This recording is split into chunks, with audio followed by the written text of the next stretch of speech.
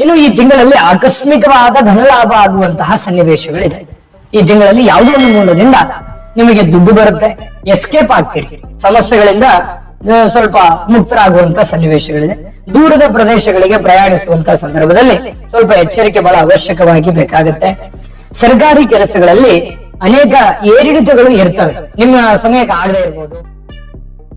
ತುಲಾ ರಾಶಿಯವರಿಗೆ ಈ ಜುಲೈ ತಿಂಗಳಲ್ಲಿ ಏನ್ ಫಲ ಸಿಗ್ತಾ ಇದೆ, ಏನ್ ಲಾಭ ಇದೆ, ಏನ್ ನಷ್ಟ ಇದೆ, ಯಾವ ವಿಚಾರದಲ್ಲಿ ಎಚ್ಚರಿಕೆ ಇರಬೇಕು, ಯಾವ ವಿಚಾರದಲ್ಲಿ ಜಾಗರೂಕತೆ ಇದ್ದಾಗ ಏನು ಲಾಭ ಸಿಗಬಹುದು, ಧನ ಪ್ರಾಪ್ತಿ ಯೋಗ ಇದೆಯಾ, ಬಹಳ ವಿಸ್ತೃತವಾಗಿರತಕ್ಕಂತ ವಿಷಯಗಳನ್ನ ಈ ವಿಡಿಯೋದಲ್ಲಿ ತಾವು ತಿಳ್ಕೊತೀರಿ. ವಿಡಿಯೋ ಕೊನೆ ತನಕ ನೋಡ್ಬೇಕು, ಅಂದ್ರೆ ಮಾತ್ರ ನಿಮ್ಗೆ ಮಾಹಿತಿ ಗೊತ್ತಾಗುತ್ತೆ. ಕೊನೆಯಲ್ಲಿ ಅದ್ಭುತವಾದ ಸರಳ ಪರಿಹಾರಗಳು ಕೂಡ ಇರ್ತವೆ. ಹಾಗಾಗಿ ನಿಮ್ಗೆ ವಿಡಿಯೋ ತುಂಬಾ ಯೂಸ್ ಆಗುತ್ತೆ. ಮತ್ತೆ ತಡ ವಿಡಿಯೋ ಸ್ಟಾರ್ಟ್ ಮಾಡೋಣ. ತುಲಾ ರಾಶಿಯವರ ತಕ್ಷಣ ಯಾವತ್ತಿಗೂ ನಿಪುಣರು, ಜಾಣರು, ಅಧ್ಯಯನಶೀಲರು, ಸಮಯ ಪ್ರಜ್ಞೆ ಉಳ್ಳವರು, ಸಮಾಜದ ಕಳಕಳಿ ಉಳ್ಳವರು, ಜನಗಳ ಮೇಲೆ ಒಂದು ಮನುಷ್ಯತ್ವ ಇರತಕ್ಕಂತ ಒಂದು ಎಂತ ಮನೋಭಾವನೆ ಇರುತ್ತೆ ಅಂತಂದ್ರೆ ಒಂದು ಇರುವೆಗೂ ಕೂಡ ತೊಂದರೆ ಕೊಡಬಾರದು ಅನ್ನುವಂತಹ ಮನಸ್ಥಿತಿಯಲ್ಲಿರ್ತಕ್ಕಂತಹ ವ್ಯಕ್ತಿತ್ವ. ಇನ್ನು ಸ್ವರ ಮಾಧುರ್ಯ ತುಂಬಾ ಚೆನ್ನಾಗಿರುತ್ತೆ, ಧ್ವನಿ ತುಂಬಾ ಚೆನ್ನಾಗಿರುತ್ತೆ, ಮತ್ತೆ ದೃಢವಾದ ಸಂಕಲ್ಪ ಇರುತ್ತೆ. ಜೀವನದಲ್ಲಿ ಎಷ್ಟೇ ಕಷ್ಟಗಳು ಬರ್ಲಿ, ನೋವುಗಳು ಬರ್ಲಿ, ತೊಂದರೆಗಳು ಬರ್ಲಿ, ಎಷ್ಟೇ ಸಮಸ್ಯೆಗಳು ಬಂದರೂ ಕೂಡ ಆ ಎಲ್ಲ ಸಮಸ್ಯೆಗಳನ್ನ ಆರಾಮಾಗಿ ಆ ಕಷ್ಟವೇ ಸುಖ ಅನ್ನುವಂತ ರೀತಿಯಲ್ಲಿ ನಿಭಾಯಿಸಿರುವಂತಹ ಒಂದು ಶಕ್ತಿ ನಿಮ್ಮಲ್ಲಿರುವಂತದ್ದು. ತಾಳ್ಮೆ ಶಕ್ತಿ ತುಂಬಾ ಚೆನ್ನಾಗಿದೆ, ಸಮಯ ಪ್ರಜ್ಞೆ ಚೆನ್ನಾಗಿದೆ. ಎಷ್ಟಂತ ಹೇಳ್ಬೇಕು ನಿಮ್ ಬಗ್ಗೆ, 1 hour ಕೂಡ ಸಾಲಲ್ಲ ನಿಮ್ ವಿಡಿಯೋ ಮಾಡ್ತಾ ಇದ್ರೆ. ಅಷ್ಟೊಂದು ಅದ್ಭುತವಾಗಿರ್ತಕ್ಕಂಥ ಒಂದು ಕ್ಯಾರೆಕ್ಟರ್. ನಿಜಾನ ಸುಳ್ಳ ಬೇಕಿದ್ರೆ ಕಾಮೆಂಟ್ ಮಾಡೋದ್ರ ಮೂಲಕ ತಿಳಿಸಿ. ಜೊತೆಗೆ ನಿಮಗೆ ಮಿತ್ರ ರಾಶಿ ಬಂದು ಮಿಥುನ, ಕಟಕ, ಕುಂಭ ಆದ್ರೆ ಶತ್ರು ರಾಶಿ ಸಿಂಹ ರಾಶಿ. ಇನ್ನು ಅದೃಷ್ಟದ ದಿನಾಂಕ 6-15-24, ಅದೃಷ್ಟದ ಸಂಖ್ಯೆ 4, 6, 7, 9, ಅದೃಷ್ಟದ ದೇವತೆ ಶ್ರೀ ಮಹಾಲಕ್ಷ್ಮಿ ತಾಯಿ ಆಗಿರುವಂತದ್ದು. ಶುಕ್ರವಾರ ಮತ್ತು ಸೋಮವಾರ ಅದೃಷ್ಟ ದಿನ ಆಗಿರುತ್ತೆ. ಮತ್ತೆ ಅದೃಷ್ಟದ ಬಣ್ಣ ಬಿಳಿ ಮತ್ತು ನೀಲಿ ಆಗಿದೆ. ನಿಮ್ಮ ರಾಶಿಗೆ ರತ್ನ ಬಂದು ವಜ್ರ ಆಗಿರ್ತಕ್ಕಂಥದ್ದು. ಜೊತೆಗೆ ಈ ಒಂದು ಜುಲೈ ತಿಂಗಳಲ್ಲಿ ವಿಶೇಷವಾಗಿ ನಿಮಗೆ ಆರ್ಥಿಕವಾಗಿರತಕ್ಕಂತ ಪ್ರಗತಿಯಲ್ಲಿ ಅನೇಕ ರೀತಿಯಲ್ಲಿ ಸವಾಲುಗಳು ಇರುತ್ತೆ.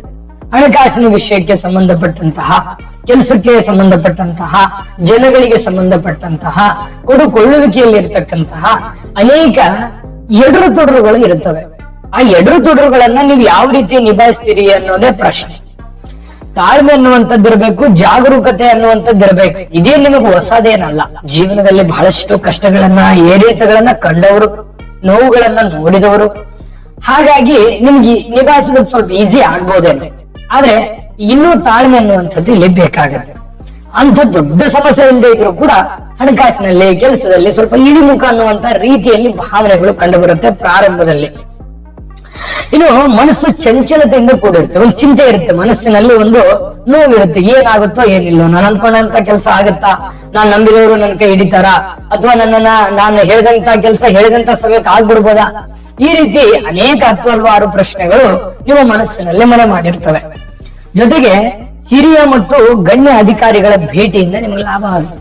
ನಿಮಗೆ ಕಷ್ಟಗಳು, ನೋವುಗಳು ಯಾವ ರೀತಿ ಇದೆಯೋ ಒಂದು ಹಂತದಲ್ಲಿ ಬಚಾವಾಗುವಂತ ದಾರಿಗಳು ಕೂಡ ನಿಮ್ಗೆ ಇದಾವೆ. ನೋಡಿ ಹಿಂತಿರುಗಿ, ಇನ್ನು ಮುಗದೆ ಹೋಯ್ತು ಅನ್ನುವಂತ ಸಂದರ್ಭದಲ್ಲಿ ಮತ್ತೆ ಎದ್ದು ಬಂದಿರುವಂತ ಇತಿಹಾಸಗಳು ಇದಾವೆ ನಿಮ್ದು. ಹಾಗಾಗಿ ಚಿಂತೆ ಮಾಡುವಂತದ್ದೇನಿಲ್ಲ. ಏನೋ ನಿಮ್ಗೆ ಕಷ್ಟ ಬರ್ತಾ ಇದೆ ಅಂತಂದ್ರೆ ಅದು ಕ್ಷಣಿಕ ಮತ್ತು ತಾತ್ಕಾಲಿಕ ಅನ್ನುವಂಥದ್ದು ಸಂತೋಷ ಮತ್ತು ಸಮಾಧಾನ ತರತಕ್ಕಂತ ವಿಷಯ. ಇದರ ಜೊತೆಯಲ್ಲಿ ಅತ್ಯಂತ ಆತ್ಮೀಯರು, ಹಿರಿಯರು, ಅಥವಾ ನಿಮಗೆ ಸಲಹೆಗಾರರು, ನಿಮ್ಮ ಮಾರ್ಗದರ್ಶಕರು, ನಿಮಗೆ ರಕ್ಷಣೆಯನ್ನು ಕೊಡುವಂತವರು, ಗುರು ಸ್ಥಾನದಲ್ಲಿದ್ದವರು, ತಂದೆ ತಾಯಿ ಸ್ಥಾನದಲ್ಲಿದ್ದವರು, ಅಥವಾ ಆತ್ಮೀಯತೆ ಬಂಧು ಸ್ಥಾನದಲ್ಲಿದ್ದಂಥವ್ರು ಯಾರೋ ನಿಮ್ಮ ಕಷ್ಟಕ್ಕೆ ಆಗ್ತಾರೆ, ನಿಮ್ಮ ಕಷ್ಟಗಳಿಗೆ ಧ್ವನಿ ಆಗ್ತಾರೆ, ಕೈ ಜೋಡಿಸ್ತಾರೆ. ಆ ಸಮಸ್ಯೆಯಿಂದ ಹೊರಗಡೆ ಬರೋದಕ್ಕೆ ದಾರಿ ಸಿಗುತ್ತೆ ಅನ್ನುವಂಥದ್ದು ಬಹಳ ಖುಷಿ ತರತಕ್ಕಂತ ವಿಷಯ. ವಿದ್ಯಾರ್ಥಿಗಳಿಗೆ ವಿದ್ಯಾಭ್ಯಾಸದ ಕಡೆ ಒಂದು ಆಸಕ್ತಿ ಕಡಿಮೆ ಆಗುವಂತ ಸಾಧ್ಯತೆಗಳಿರ್ತವೆ. ಜಾಸ್ತಿ ಆಸಕ್ತಿಕರವಾಗಿ ಈ ವಿದ್ಯಾರ್ಥಿಗಳೇ ಆಗಿರ್ಬೋದು, ಅಥವಾ ನೀವು ಮಾಡುವಂತ ಕೆಲಸನೇ ಇರ್ಬೋದು, ಆಸಕ್ತಿಯಿಂದ ಮಾಡಬೇಕು. ಸುಮ್ಮನೆ ಕಾಟಾಚಾರಕ್ಕೆ ಮಾಡಿದ್ರೆ ಉಪಯೋಗ ಇಲ್ಲ. ಹೆಚ್ಚಿನ ಪರಿಶ್ರಮವನ್ನ ಪಟ್ಟು ಆಸಕ್ತಿಯನ್ನ ಇಟ್ಟುಕೊಂಡು ನೀವು ಕೆಲಸ ಮಾಡಿದ್ರೆ ಎಲ್ಲ ಸಮಸ್ಯೆಗಳಿಂದ ನಿರಾಯಾಸವಾಗಿ ಹೊರಗಡೆ ಬರ್ತೀರಿ ಅನ್ನುವಂಥದ್ದು ಗಮನಕ್ಕಿರಬೇಕು. ಇನ್ನು ಈ ತಿಂಗಳಲ್ಲಿ ಆಕಸ್ಮಿಕವಾದ ಧನಲಾಭ ಆಗುವಂತಹ ಸನ್ನಿವೇಶಗಳಿದೆ. ಈ ತಿಂಗಳಲ್ಲಿ ಯಾವುದೋ ಒಂದು ಮೂಲದಿಂದ ನಿಮಗೆ ದುಡ್ಡು ಬರುತ್ತೆ, ಎಸ್ಕೇಪ್ ಆಗ್ತೀರಿ, ಸಮಸ್ಯೆಗಳಿಂದ ಸ್ವಲ್ಪ ಮುಕ್ತರಾಗುವಂತ ಸನ್ನಿವೇಶಗಳಿದೆ. ದೂರದ ಪ್ರದೇಶಗಳಿಗೆ ಪ್ರಯಾಣಿಸುವಂತ ಸಂದರ್ಭದಲ್ಲಿ ಸ್ವಲ್ಪ ಎಚ್ಚರಿಕೆ ಬಹಳ ಅವಶ್ಯಕವಾಗಿ ಬೇಕಾಗುತ್ತೆ. ಸರ್ಕಾರಿ ಕೆಲಸಗಳಲ್ಲಿ ಅನೇಕ ಏರಿಳಿತಗಳು ಇರ್ತವೆ. ನಿಮ್ಮ ಸಮಯಕ್ಕೆ ಆಗದೆ ಇರ್ಬೋದು, ಜಾಸ್ತಿ ಅಲದಾಟ ಇರ್ಬೋದು, ಎಫರ್ಟ್ ಜಾಸ್ತಿ ಹಾಕ್ಬೋದು, ಹಣ ಖರ್ಚಾಗ್ಬೋದು, ಈ ತರ ಇರ್ತವೆ. ಗಟ್ಟಿಯಾಗಿ ನಿಂತ್ಕೋಬೇಕು, ಪ್ರಯತ್ನಗಳು ಮುಂದುವರಿಸಬೇಕು, ಫಲ ಖಂಡಿತ ಸಿಗುತ್ತೆ. ಹೊಸ ಸಮಸ್ಯೆಗಳು ಎದುರಾಗತಕ್ಕಂತ ಸಾಧ್ಯತೆಗಳು ಇರ್ತವೆ. ಚಿಕ್ಕ ಪುಟ್ಟ ಒಂದ್ ಸಮಸ್ಯೆ ಸರಿ ಆಯ್ತಾ, ಇನ್ನೊಂದ್ ಸಮಸ್ಯೆ ಅಂತ ಬಂದ್ಬಿಡುತ್ತೆ. ಇದೇನು ಹೊಸದೇನಲ್ಲ, ಏನ್ ಚಿಂತೆ ಮಾಡುವಂತ ಅವಶ್ಯಕತೆ ಇಲ್ಲ. ಇನ್ನು ಹಿರಿಯ ಅಧಿಕಾರಿಗಳ ಒಂದು ಸಲಹೆ ಸಹಕಾರ ಇರುತ್ತೆ. ಅದ್ರ ಜೊತೆಗೆ ಕೆಲವು ಜನಗಳಿಂದ ಕಿರಿಕಿರಿ ಕೂಡ ಇರುತ್ತೆ.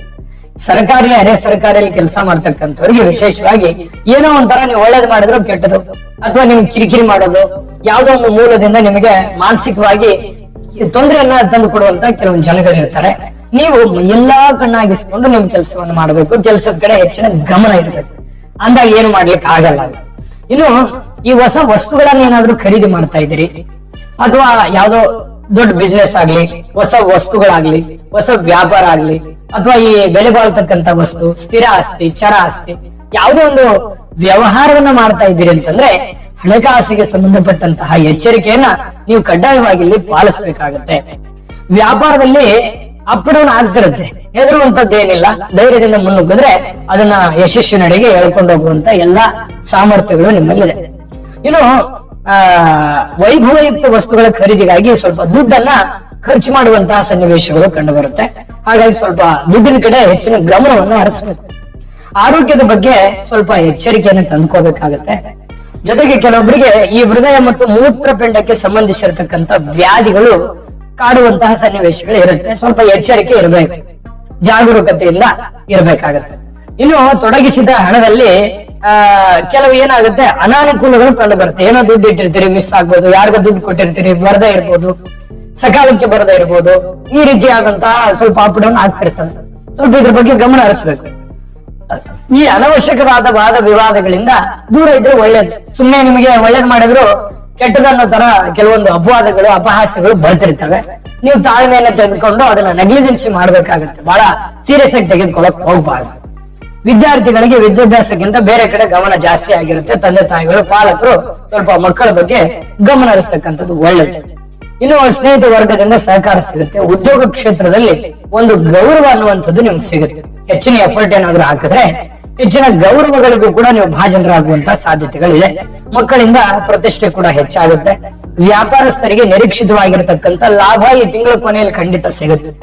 ವ್ಯಾಪಾರದಲ್ಲಿ ಅಭಿವೃದ್ಧಿ ಆಗುವಂತಹ ಸಾಧ್ಯತೆಗಳು ಇರ್ತಕ್ಕಂಥದ್ರಿಂದ ಚಿಂತಿಸುವಂತಹ ಅಗತ್ಯತೆಗಳಿಲ್ಲ. ಈ ತಿಂಗಳಲ್ಲಿ ನೋಡಿ, ಅನೇಕ ಏರಿಳಿತಗಳ ಮಧ್ಯದಲ್ಲಿಯೂ ಕೂಡ ಸಕ್ಸಸ್ ಕಾಣೋದಕ್ಕೆ ಒಂದು ಒಳ್ಳೆ ಅವಕಾಶ. ಸಮಸ್ಯೆಗಳು ಇರ್ತವೆ, ಆ ಸಮಸ್ಯೆಗಳನ್ನ ಯಾವ ರೀತಿ ಸರಿದೂಗಿಸ್ಕೋಬೇಕು ಅನ್ನುವಂತಹ ಅನುಭವ ಈ ತಿಂಗಳಲ್ಲಿ ಆಗುತ್ತೆ. ಬಹಳ ಕಲಿತೀರಿ ಈ ತಿಂಗಳಲ್ಲಿ. ನೀವು ಎಜುಕೇಟೆಡ್ ತಿಂಗಳು ಅಂತಂದ್ರೂ ತಪ್ಪಾಗಲ್ಲ.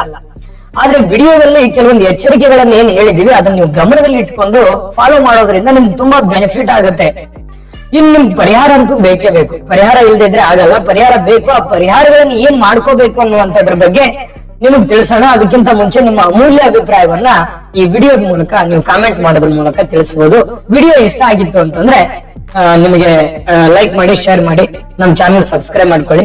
ವಿಡಿಯೋದ ಕೆಳಗಡೆ ಜುಲೈ ತಿಂಗಳ 12 ರಾಶಿಯವರ ರಾಶಿ ಫಲದ ಲಿಂಕ್ ಸಿಗ್ತದೆ. ನಿಮ್ಗೆ ಇಷ್ಟವಾಗಿರತಕ್ಕಂತ ವಿಡಿಯೋನ ನೋಡ್ಕೊಂಡು ತಿಳ್ಕೊಳ್ಳಿ ಅನ್ನುವಂತ ಮಾತನ್ನ ಹೇಳ್ತಾ, ವೀಕ್ಷಕರೇ, ತುಲಾ ರಾಶಿಯವರು ಜುಲೈ ತಿಂಗಳಲ್ಲಿ ಶ್ರೀ ಮಹಾವಿಷ್ಣುವಿಗೆ ತುಳಸಿಯನ್ನ ಅರ್ಪಣೆ ಮಾಡತಕ್ಕಂಥದ್ದು, ತುಳಸಿಯ ಮಾಲೆಯನ್ನ ಹಾಕುವಂಥದ್ದು, ಮತ್ತೆ ಮಹಾವಿಷ್ಣುವಿನ ಆರಾಧನೆ ಮಾಡತಕ್ಕಂಥದ್ದು, ಶ್ರೀರಾಮನ ಕಥಾ ಶ್ರವಣ ಮಾಡತಕ್ಕಂಥದ್ರಿಂದ ಬಹಳ ಅದ್ಭುತವಾಗಿರ್ತಕ್ಕಂತಹ ಫಲಗಳು ನಿಮಗಿಲ್ಲಿ ಸಿಗ್ತಾ ಇರತಕ್ಕಂಥದ್ದು. ಒಳ್ಳೆ ಫಲಗಳು ಸಿಗ್ತಾ ಇದೆ. ಒಳ್ಳೆ ಫಲಗಳು ಸಿಗಲಿ ಅಂತ ಪ್ರಾರ್ಥನೆ ಮಾಡ್ಕೊಳ್ತಾ, ಸರ್ವೇ ಜನಃ ಸುಖಿನೋ ಭವಂತು.